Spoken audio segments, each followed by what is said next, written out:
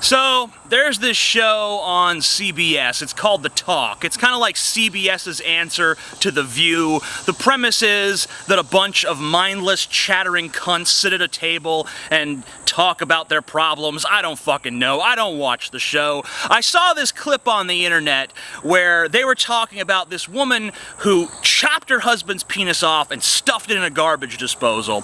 And the great thing about this is every fucking cackling cunt on The Talk decided to talk shit about this guy who just had his penis chopped off and laugh at him, and Sharon Osbourne saying like... I mean, I don't know the circumstances, I don't know why he filed for divorce, I don't know what was going on between them. However, I do think it's quite fabulous. I mean, can you just imagine that thing whizzing around the disposal? It's like... Why did this woman chop her husband's penis off? Because he asked for a divorce. And these cunts were cackling about it like, ha ha ha ha ha! You go, girlfriend! Ha!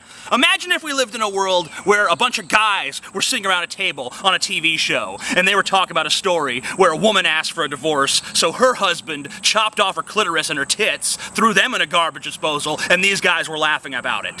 Where would you imagine that show taking place? Iran, maybe? Yeah. But it's only sexism if men do it. If women laugh about a man being mutilated by his wife, it's okay. It can go on CBS. No uproar. No one cares. It's fine with America.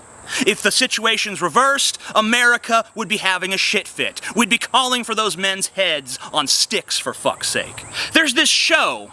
It's on True TV. It's called Forensic Files, and every episode of the show is the exact same fucking show. The guy kills his wife, they fucking police collect evidence against him, he goes to trial, he gets convicted, the show ends with us hearing about how justice was served. This is a show, it's not a scripted show, this is a show about real crimes. And, you know, it's True TV, it's reality TV, obviously. So anyway, one night I'm watching the show and the situation is a little bit reversed. This time it looks like the woman killed her husband. All of the evidence points to the fact that she took a shotgun, went up to him when he was sleeping, placed the shotgun up against his temple, pulled the trigger, killing him in cold blood. It goes to trial. She tells the jury, he beat me. He abused me mentally and physically. He deserved it. And the jury let her go. The jury said, oh, okay, he deserved to die because the person who killed him said he was an asshole. That's American justice. That's how we perceive these sort of gender issues in America. If you're a man and you do something to a woman, you are an abomination. If you're a woman and you do something to a man, you go, girlfriend! Mm-hmm.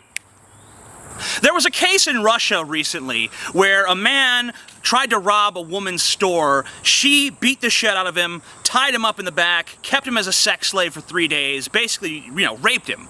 Now, there's a little bit of confusion as to whether or not this story is really true, whether it really happened, but that's not important. What is important is the reaction to it. This woman has a fan page on Facebook now. A bunch of people are talking about how great this is, how she empowers women, all this stuff. If a situation were reversed, would it empower men? Would that be like a justified thing for a man to do? Hey, this bitch robbed my store, so I raped her for 3 days. You know, corrective rape. It's justice. It's justice, folks.